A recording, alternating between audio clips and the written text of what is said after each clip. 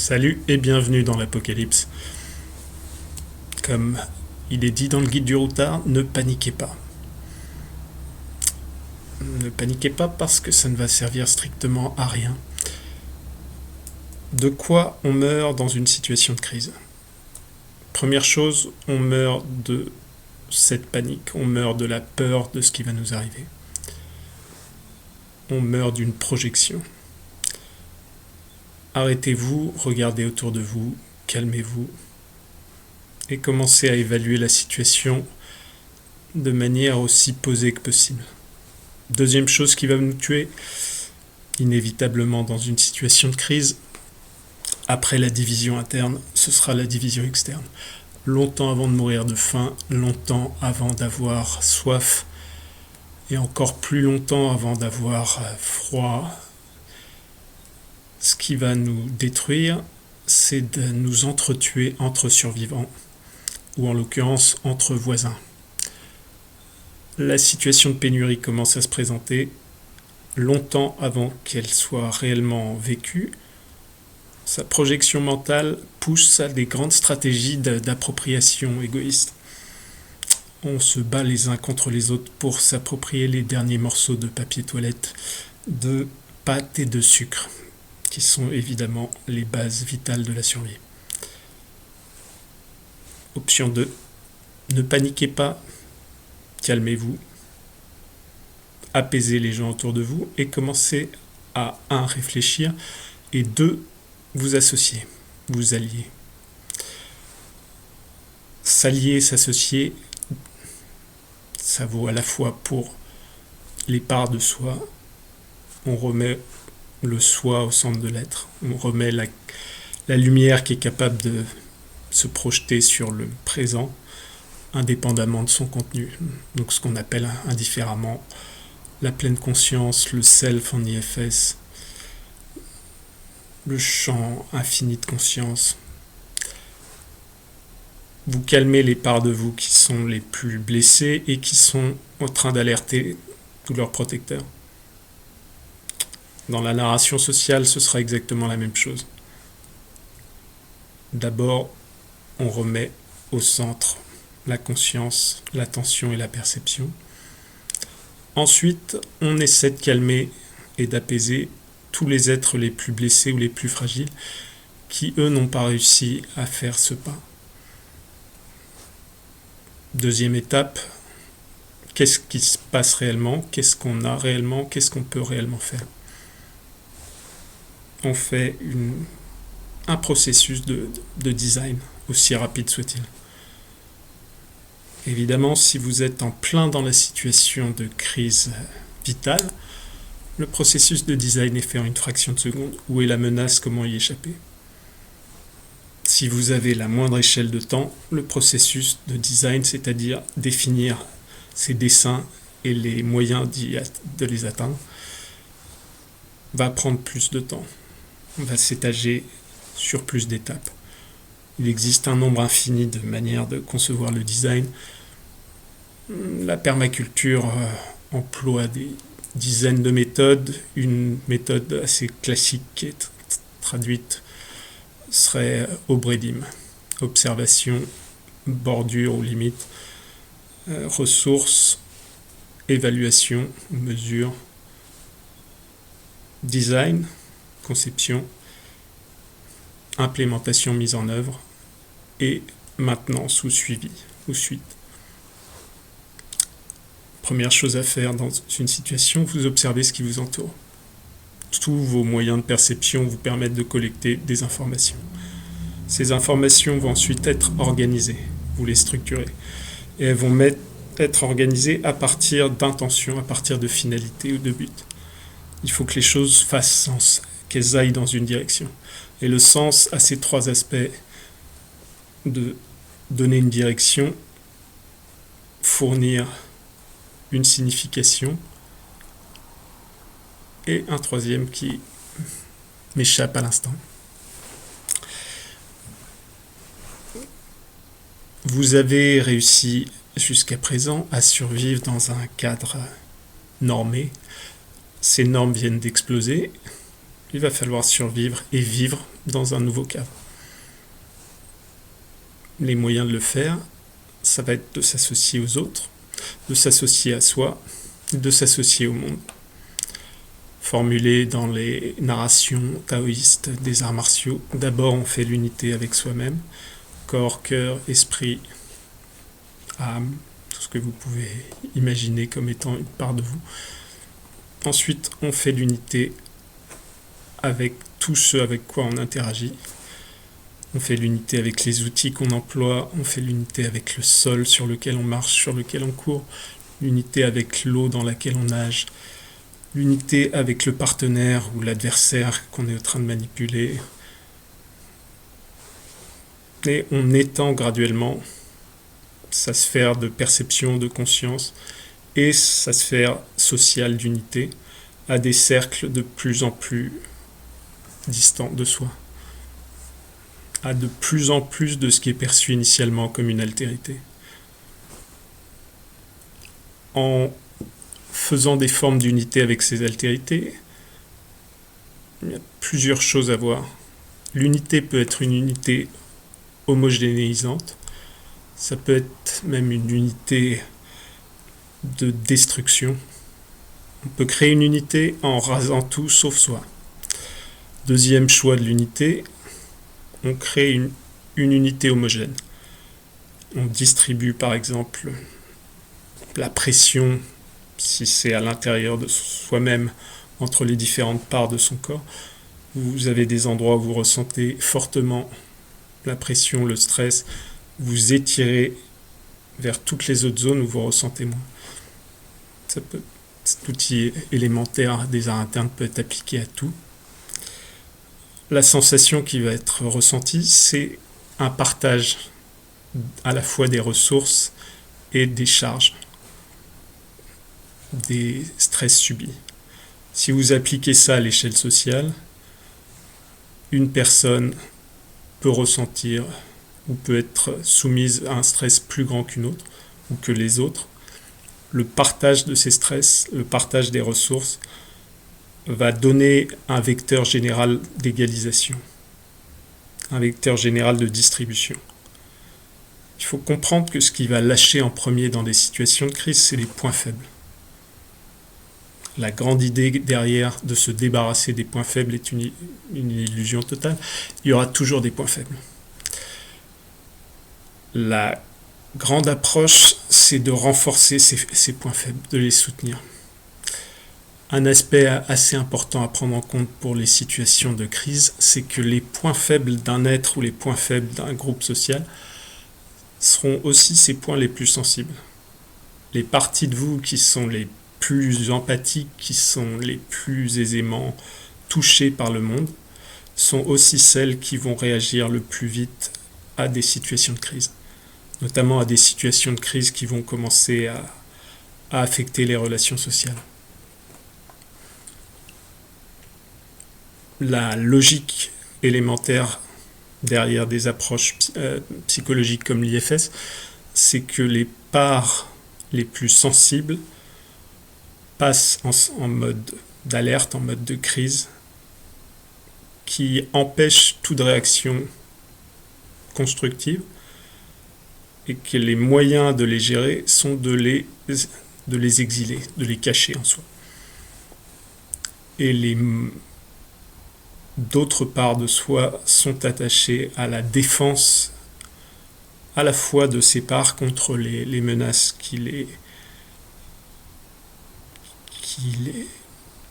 s'approchent d'elles, mais aussi à la défense de la société globale du corps-esprit contre la menace que constituent ces éléments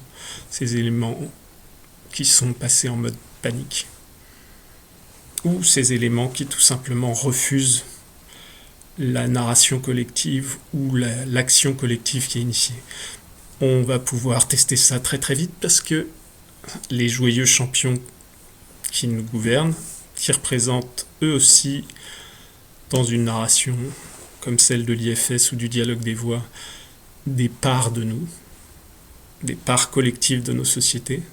C'est les gens qu'on va appeler les contrôleurs, les gouvernants, les critiques, les dominants, et qui représentent des outils, des formes de protection par gestion. C'est des protections de leurs propres intérêts contre ceux des autres sous-groupes des sociétés, mais ils représentent aussi des protections de nous-mêmes, des protections contre des parts les plus infantilisées de nous-mêmes ou les plus irresponsables de nous-mêmes contre le besoin de nous responsabiliser. Donc, ce à quoi vous allez devoir faire face rapidement dans ces premiers moments de crise, la crise correspond à une situation anormale. La situation anormale va perturber complètement le fonctionnement habituel de vos sociétés internes, de nos sociétés internes. Suivant les habitudes qui ont été prises, ce qui va ressortir et passer à l'avant, ce qui va passer sur le siège de la conscience, ou ce qui va dominer complètement l'action collective à l'échelle sociale plus grande, ce sera soit des parts qui passent en panique, les parts les plus sensibles, incapables de s'adapter, qui freak out, qui commencent à crier, qui commencent à s'effondrer totalement. Soit, deuxième option, ce sera les parts protectrices, les parts de défense qui sont associées à ces faiblesses, les parts de force associées à ces faiblesses. Pas de chance, la force n'est pas forcément un bon aspect. Et les parts protectrices des gouvernants ou des contrôleurs vont, elles, se retrouver à bannir toute forme de remise en question de leurs actions, toute forme de plainte, toute forme de désunion, de désunité, toute forme de trahison interne. Et c'est ce qu'on va retrouver dans toutes les situations qui vont mener aux censures et aux guerres intérieures, la projection de la guerre externe. Par exemple, cette brillante et ingénieuse guerre lancée par le Club des génies et reprise en la bouche en cœur par à peu près tous les gouvernants du monde, qui juste maintenant commencent à se demander où tout ça va bien pouvoir finir. Donc, les manières de gérer ça, si vous n'avez pas pu vous réguler intérieurement, il sera totalement impossible de réguler quoi que ce soit extérieurement. Il n'est pas nécessaire de réguler intérieurement d'une manière absolue et définitive. Il suffit d'obtenir l'apparence, et l'apparence va évoquer les parts qui sont réelles. Dans tous les cas, jouer un rôle, et le rôle à jouer, c'est pas celui de la personne qui commence à paniquer totalement. Si vous le faites, il n'y a rien de particulièrement terrible à ça tant que d'autres sont capables de montrer autre chose et de ramener votre société interne vers une gestion meilleure. Une gestion meilleure, l'idéal de l'idéal, la conscience est au centre. Le vide et une espèce d'analogie de l'espace vide qui permet à chacun de se voir et d'interagir ensemble, de communiquer, qui ne sert à rien s'il n'y a pas une lumière qui permet à chacun de se percevoir. Donc l'espace vide au centre du cercle social, du cercle social intérieur ou extérieur. Au milieu, le feu de la conscience. Ce feu de la conscience est ce qui permet de percevoir le présent, l'instant, de percevoir les protagonistes, de percevoir tout ce qui est en train de se manifester. Tout ce qui est en train de se manifester est juste une réflexion de ce que le soleil, quand on fait des analogies spatiales, ou le feu de camp dans une analogie plus humaine à l'échelle de ce que sa lumière projette et réfléchit. Donc, faire la paix avec soi-même. C'était déjà difficile en situation normale. Ce ne sera pas nécessairement plus difficile en situation de crise, contrairement à ce qu'on pourrait penser. En situation de crise, d'un coup, votre vie vient de prendre un sens très très précis. Et ce sens très très précis, c'est de manière élémentaire d'abord la survie, donc pourvoir à tous ses besoins vitaux, et y pourvoir par la mise en œuvre de toutes les fonctions vitales. Ensuite, pourvoir à tous ses besoins sociaux, d'alliance, d'amitié, de relations, d'association, à des êtres, à des choses, à des idées. Et troisièmement, pourvoir à tous ses besoins existentiels, ce qui vous fait passer de la survie à la vie. Les systèmes classifiant ces besoins sont innombrables. Je vais utiliser pour l'exemple un système que j'emploie moi pour les différents besoins des arts martiaux, de la permaculture, des choses comme ça. Donc ça va représenter ce qu'il y a à faire, qu'on appelle fonction, pour pouvoir, survivre et ensuite viser des finalités plus élevées, comme par exemple vivre. Vivre et survivre se fondent quand l'esprit, le cœur et le corps participent, quand la production ou la récolte de votre nourriture ou de votre eau est à la fois un geste spirituel, un geste émotionnel et un geste physique, ou une action spirituelle, émotionnelle et physique. Donc les petits aspects à prendre en compte. Au nombre de 8 pour les fonctions vitales dans mon système. D'abord, gestion de l'information. Sans information, sans que quelque chose arrive à la conscience, vous ne pouvez strictement rien faire. Donc l'information est toujours prioritaire, quelle que soit l'échelle d'information, l'échelle de temps. Évidemment, le type d'information ou la quantité d'information qu'on vise pour une situation de crise extrême et pour une situation à long terme qui va se déployer dans le temps ne sont pas du tout les mêmes. Les informations qui sont liées à l'instant ne peuvent pas être perçues et ne devraient pas être perçues par le mental qui se projette dans le temps. Dans l'instant, il faut ce qu'on appellerait l'intuition, l'immersion dans le moment, dans la durée à la Bergson, dans le fleuve de ce qui se produit, dans le cours des choses. Dans le cours des choses, vous sentez les mouvements du fleuve en vous et vous réagissez à partir de ces vecteurs, à partir de ces impulsions. Bon, plus exactement, ce ne sera pas une réaction, vous co-créez l'instant. Il y a plein de méthodes, c'est pas particulièrement des choses complexes, c'est juste que ce sont des choses qui sont perdues par nos sociétés. La première chose à comprendre, c'est ce que vous devez déployer comme capacité de perception dans une situation de crise immédiate est très différent de ce que vous déployez dans la prévision d'une situation de crise. La situation de crise qui va se dérouler demain ou après-demain nécessite de la pensée. Elle nécessite de sortir de la rivière de l'instant et de commencer à projeter son regard au loin et en amont et en aval, voir ce qui s'est passé, ce qui va se passer, commencer à essayer d'identifier les patterns à la surface de la rivière ou les patterns les patterns, c'est des schémas récurrents dans le paysage pour pouvoir prévoir, expliquer et aider la navigation à moyen terme. Dans l'instant, ce n'est pas le mental qui agit. Le mental est l'outil le plus faible pour l'immersion dans le présent. J'ai parlé du soi de la pleine conscience ou du soi en IFS par exemple, comme étant ce vide et cette lumière au centre. Ce vide et cette lumière sont ce qui permet de manifester quelque chose.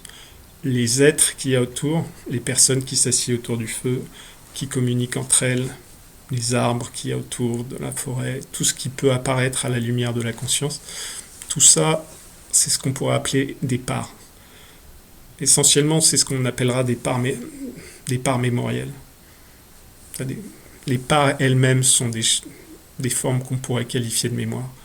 Ce sont des petites bulles d'identité qui se différencient de l'ensemble. C'est ce qui apparaît sur la même type d'analogie avec le vide et la lumière. Ce serait par exemple l'écran blanc sur lequel sont projetés les points de lumière qui vont former les films. Les parts sont le film. Le soi, le cœur de l'être, c'est la combinaison du vide, de l'écran blanc, et du projecteur, et de la lumière qui est envoyée. Donc, il existe une forme agissante de ce soi.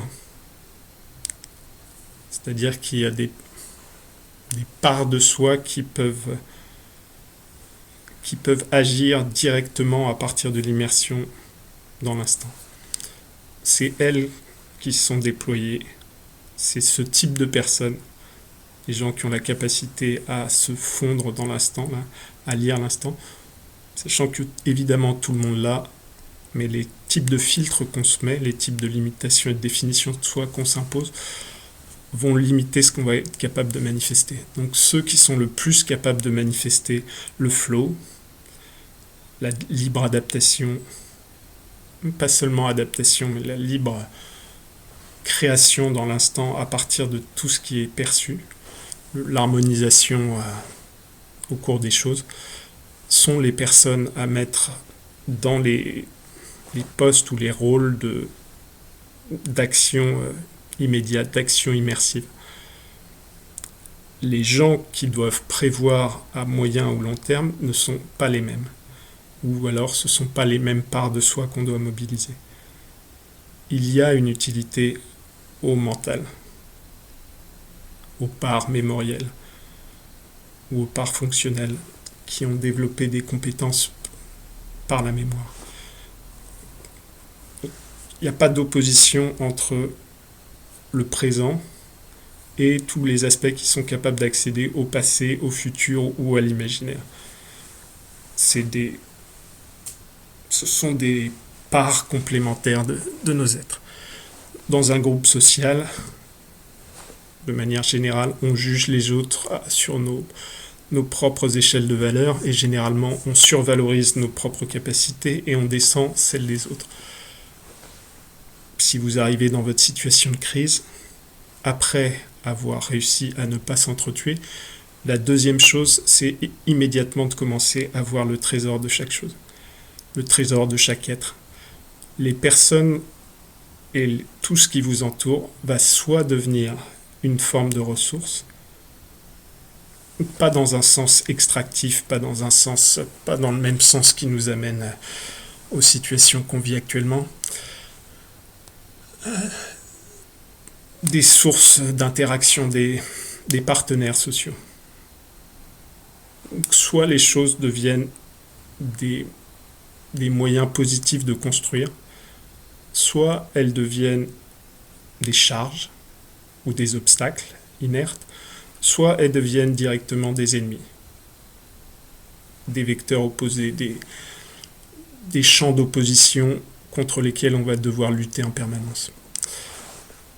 L'aspect complexe de tout cela, c'est que on a l'impression que certaines choses sont objectivement l'une ou l'autre, mais que la réalité vécue des situations, notamment des situations de crise, c'est que les choses ne sont pas de manière inhérente bonnes ou mauvaises. Notre subjectivité va projeter dessus des types de relations possibles. Si vous avez défini que le sol ou les objets que vous maniez sont des blocs inertes de matière, que vous devez dépenser de l'énergie pour les maîtriser, les contrôler, les surveiller, ils sont juste des obstacles, ils sont juste des fardeaux. Vous pouvez vous servir de ces fardeaux, mais c'est toujours une dépense considérable d'énergie et d'effort. Si vous avez défini qu'ils sont des ennemis, là, ils sont plus que des fardeaux. Ils sont directement des choses qui activement vous tirent vers l'arrière, ou essaient de vous faire tomber, ou essaient de vous détruire. Si vous avez défini ou ressenti en vous que les choses sont des extensions de soi, ou des extensions d'un soi plus vaste que les petites bulles d'identification à des petits aspects de l'ego, les bulles d'identification à des petits moi, donc à des petites parts de contrôle, des petites parts blessées, ou des petites parts réactives, les pompiers de l'IFS. Si vous avez défini ça, c'est ce que devient le monde. Il est tout à fait possible de nager avec le sol. Nager avec le sol, qu'est-ce que ça peut vouloir dire? Il est tout à fait possible de surfer les vagues de quelque chose qui nous paraît statique, de créer des relations au sol, de changer par l'intention qu'on met la totalité de ce qui va se passer. Enfin, la totalité, restons calmes, de changer beaucoup des paramètres de ce que la relation avec le sol va créer. Il est possible de créer une relation très différente avec une falaise quand vous grimpez en escalade. Il est possible de le faire de deux manières. La première, c'est l'immersion dans l'instant, la dissolution de tout concept d'identification de choses. Et la deuxième, c'est l'expansion de la conscience et le choix de narration qui crée des possibilités. Les narrations d'unité, les narrations de relation. Donc, chaque aspect de votre vécu en situation de crise aura un côté objectif. Ces blocs de matière inerte qu'on est habitué à percevoir depuis l'enfance dans nos sociétés. Un aspect subjectif, les ressentis qu'ils évoquent, toutes les narrations internes qu'on a, toutes les définitions internes qu'on en a, les sens qu'on en fait, et un côté relationnel, aussi appelé relatif. Donc, ce côté relationnel, c'est une forme d'interaction sociale, c'est ce qui se passe à la frontière, à l'interface entre objectivité et subjectivité. Ça, c'est toujours la toute première fonction de gestion de l'information. Gestion de l'information, on prend en charge la perception, la communication. Perception, c'est capter des informations directement par soi-même. La communication, c'est obtenir des informations, transmettre des informations venant des autres. Il y a beaucoup de sous-catégories ensuite ou d'autres détails. Deuxième grande fonction vitale, la gestion de l'organisation. Le premier aspect de la gestion de l'organisation, c'est le traitement de l'information. Mais à certains niveaux, on pourrait classer ça aussi dans la gestion de l'information. Le deuxième aspect qui va être lié directement à ça, c'est la prise de décision. Et la prise de décision elle-même peut être considérée comme une forme de gestion de priorité ou gestion de conflit. Il y a plusieurs possibles, mais on va pouvoir en manifester qu'un seul. Donc il va falloir écouter les avis de chacun, faire valoir les pour et les contre, et ensuite déterminer comment on va prendre nos décisions. Comment les décisions sont prises, ça, vous avez tout le champ de la gouvernance pour vous servir d'exemple. Un énorme problème est de projeter des formes idéologiques ou des souvenirs sur les modes de gouvernance. Donc, comprendre le truc rapidement. Si vous devez prendre des décisions très rapides en groupe, il va falloir établir des formes de dictature. Pour des situations de crise où il y a quelques secondes pour prendre la décision, le processus délibératif lui-même est trop long. Donc c'est la même chose que ce que je mentionnais intérieurement sur l'action. Sur l'action, ce qui doit agir, c'est le ressenti, c'est l'immersion dans l'instant. C'est même pas ce qu'on pourrait appeler l'instinct, puisque l'instinct est une part mémorielle, mais c'est cette chose que Bergson qualifierait d'intuition, là, l'immersion dans le mouvant. Si vous devez prendre collectivement une décision rapide, l'idéal serait trouver une espèce de capacité fluide de flow collectif, ce qu'on verrait dans des équipes ou des groupes constitués suffisamment. Vous avez ce qu'on appelle la zone en sport, en anglais. Donc c'est la même chose que le flow, mais dans une sensation collective. Comment on arrive dans cet état-là? Les capacités à le manifester sans avoir construit un esprit de corps, une espèce d'unité collective, sont très limitées. Et comme elles sont très limitées, on arrive rapidement à des contraintes, c'est-à-dire que sur un bateau, par exemple, vous avez une forme de dictature établie avec un capitaine qui prend des décisions qui sont obéies par tous, sauf si elle présente un risque manifeste. Donc là, on arrive toujours à cette complexité. Mais bon, je ne vais pas élaborer là-dessus. Cette complexité, c'est encore ce qui va nous tuer juste après.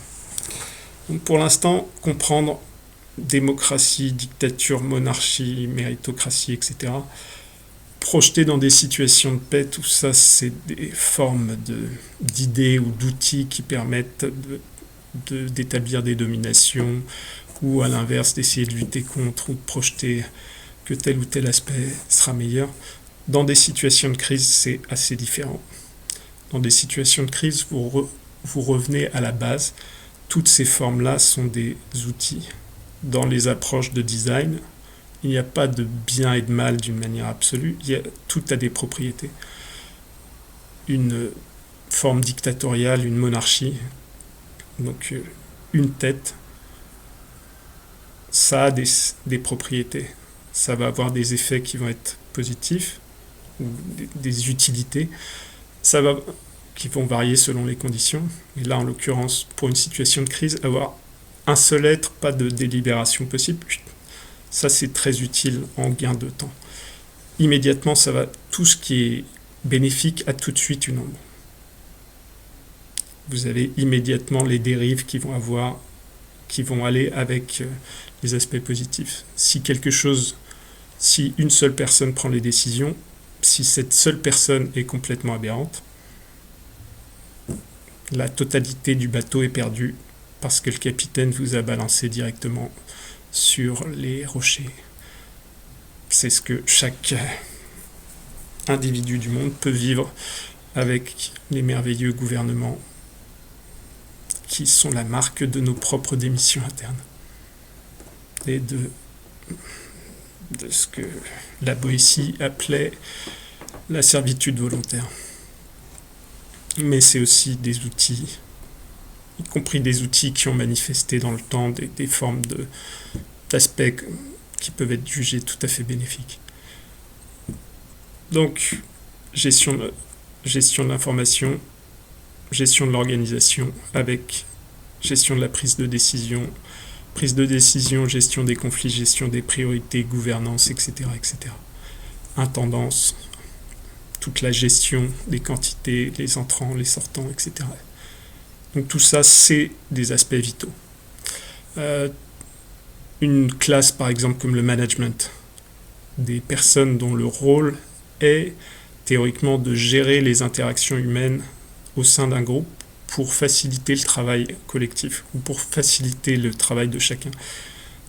Dans les dérives de nos systèmes, ça c'est des parasites sur des parasites sur les corps dans l'imagerie politique habituelle des vrais travailleurs. Dans la pratique, c'est très différent, ces rôles-là sont vitaux.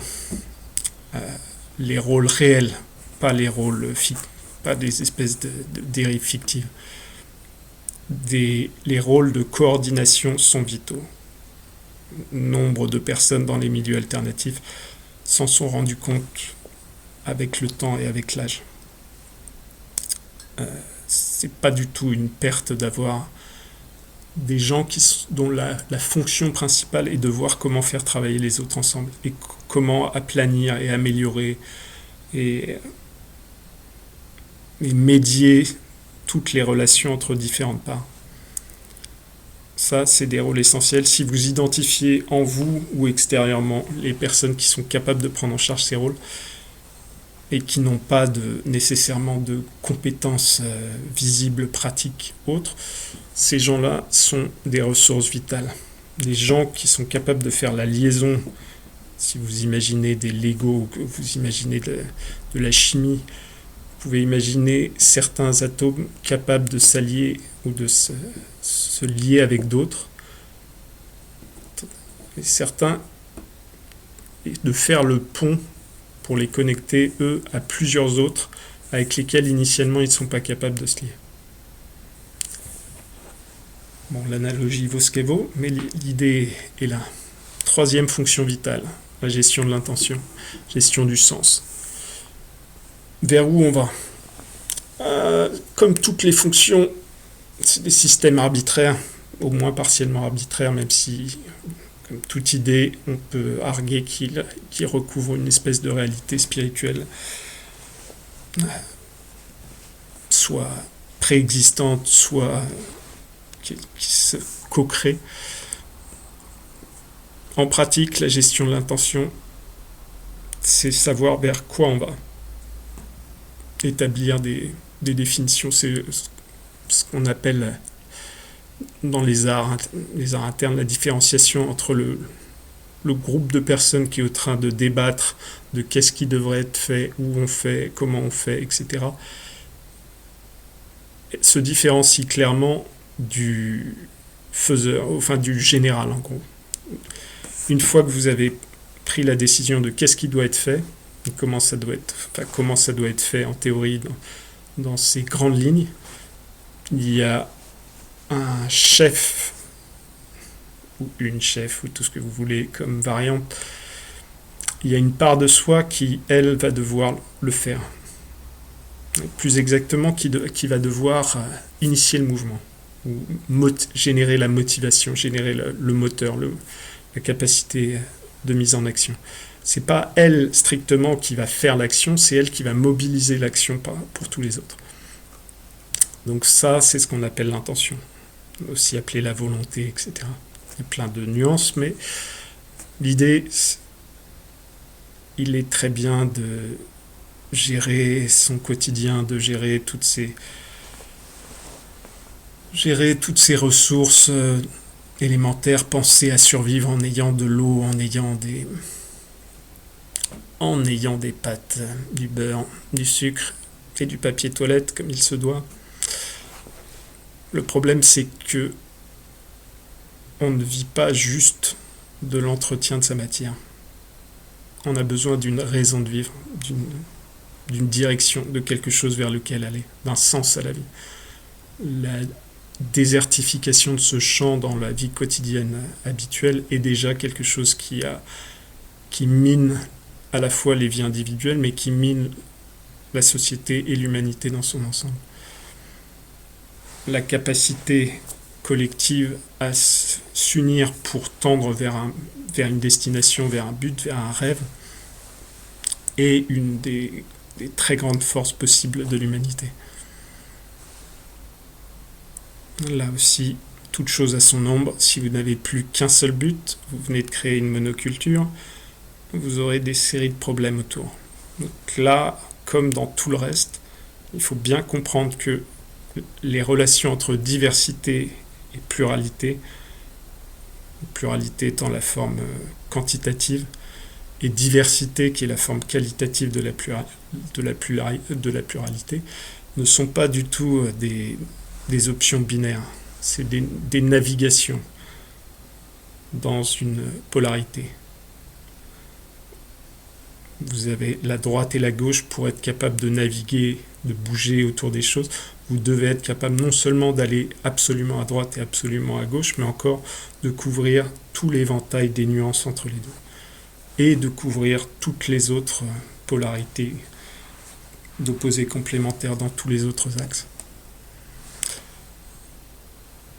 Troisième point, donc la gestion de l'intention. Quatrième point, la gestion des moyens. Les moyens, c'est tout ce qui permet de faire quelque chose, tout ce qu'il y a entre nous et autre chose.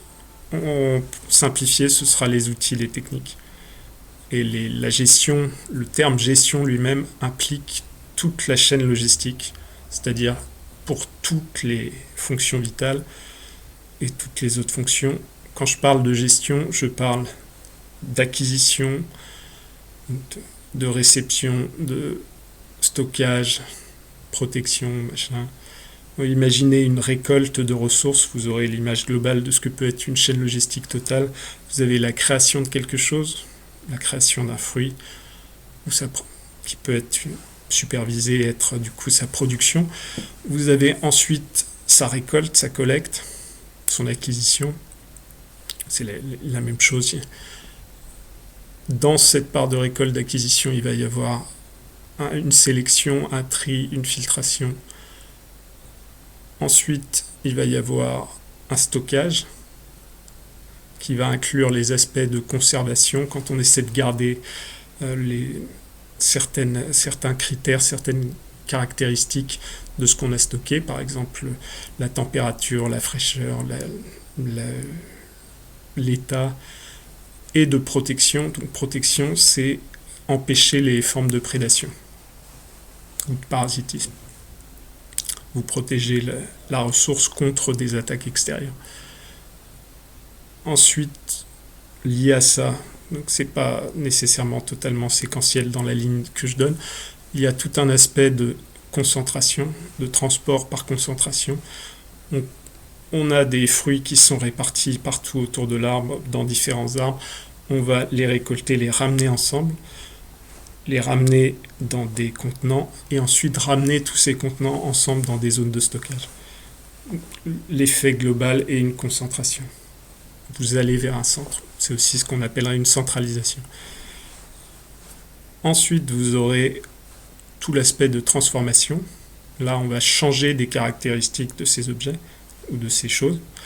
Ensuite, vous aurez, après la transformation ou les différentes étapes de transformation, vous aurez un mouvement vers l'extérieur qui est un mouvement de distribution. Donc, dans un centre, je vais vers un centre.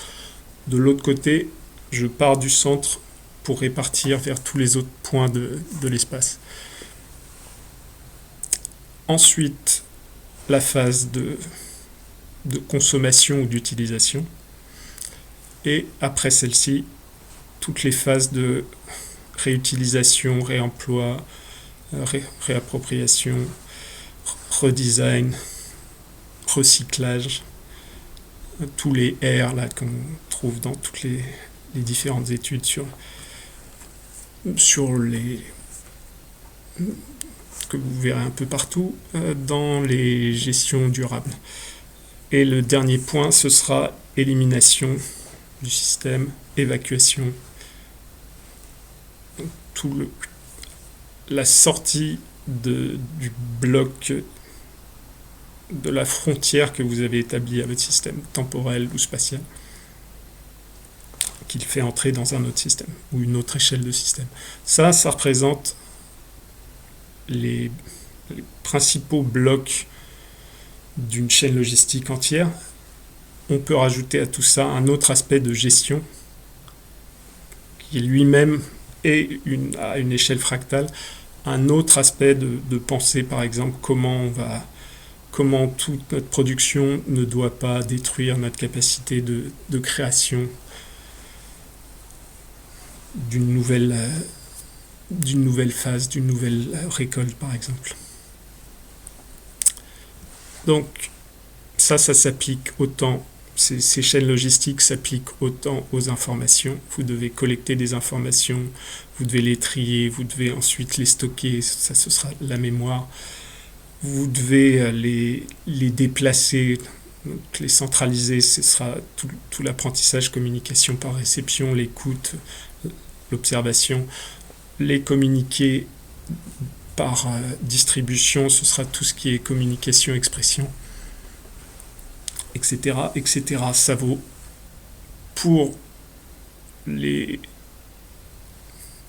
aussi pour les formes d'organisation, pour l'intention, pour les moyens, et ainsi de suite.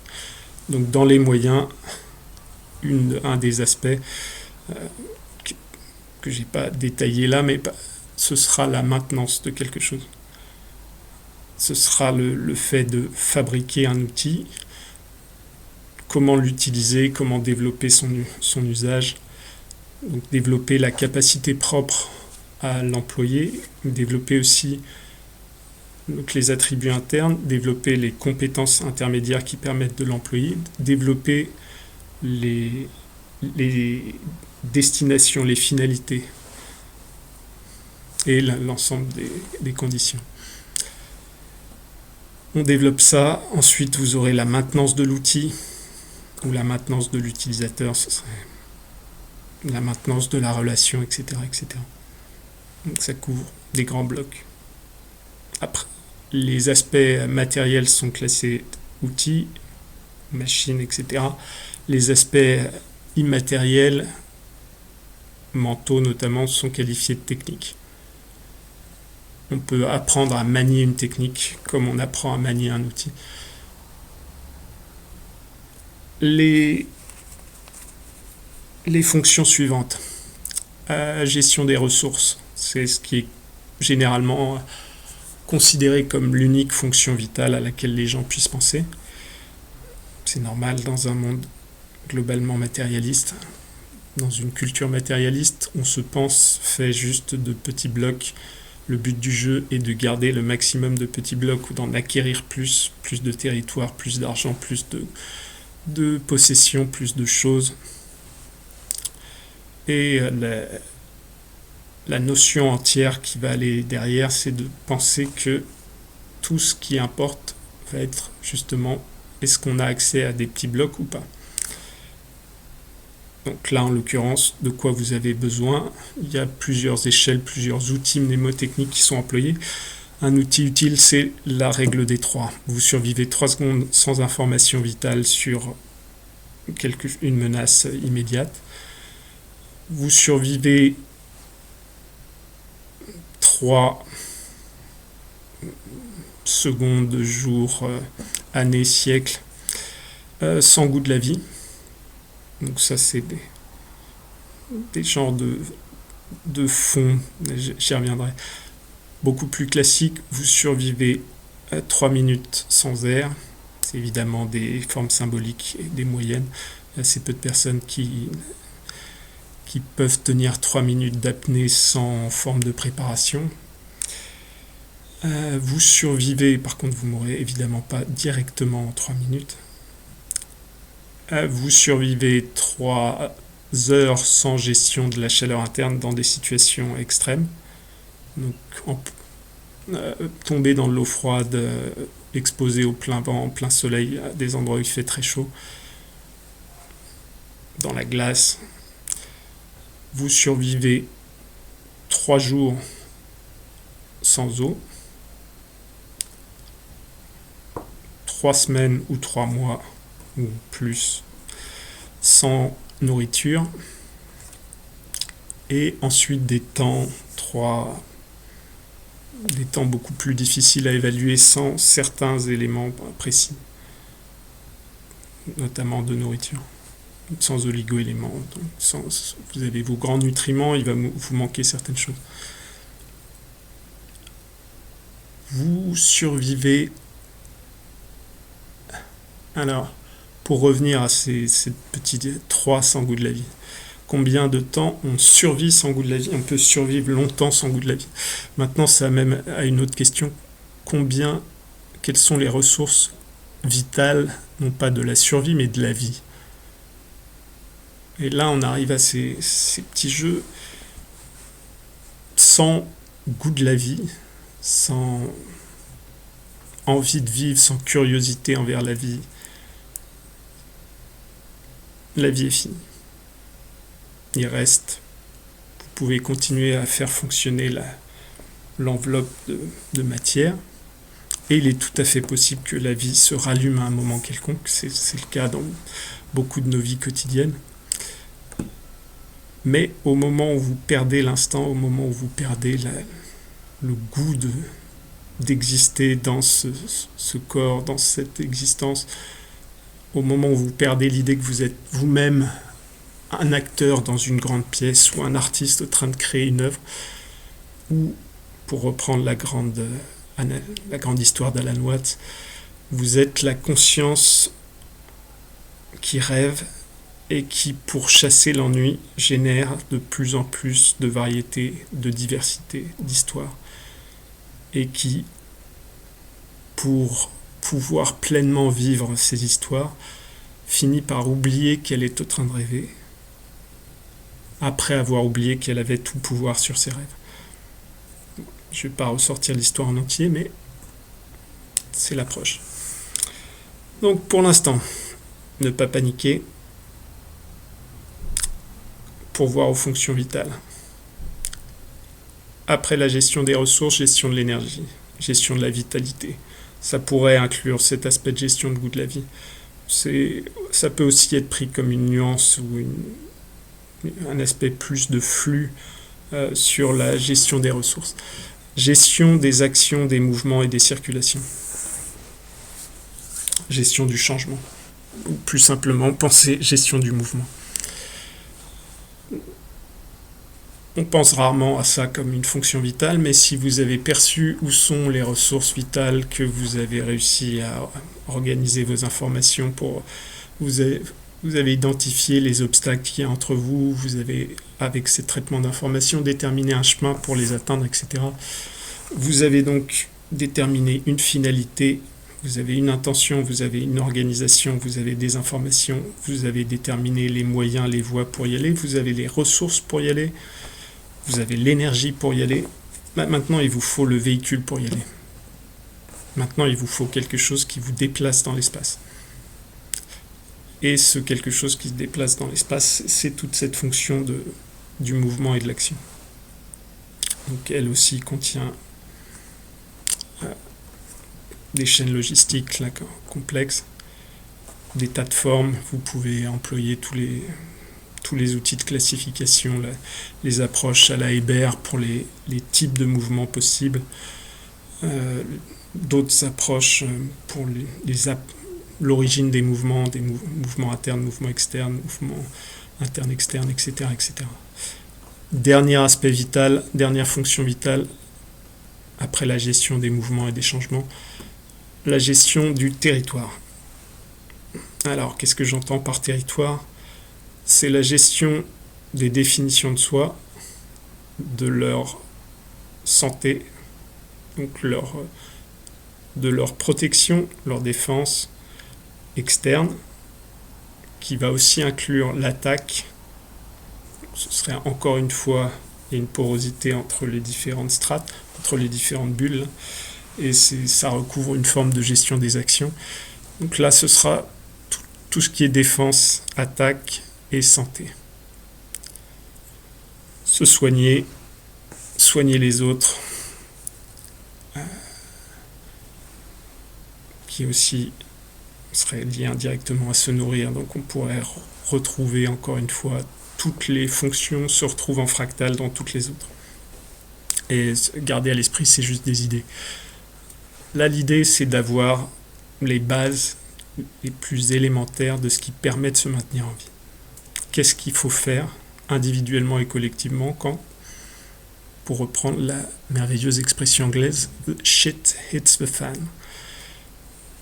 Et là, pour clarifier mon propos, qu'on le veuille ou non, quelle que soit l'échelle à laquelle ça va se produire, ou quelle que soit l'échelle à laquelle ça se produit, the shit has hit the fan. Il y a eu des apocalypses diverses et nombreuses. Les apocalypses, c'est des révélations, des dévoilements. C'est pas strictement la fin absolue de tout.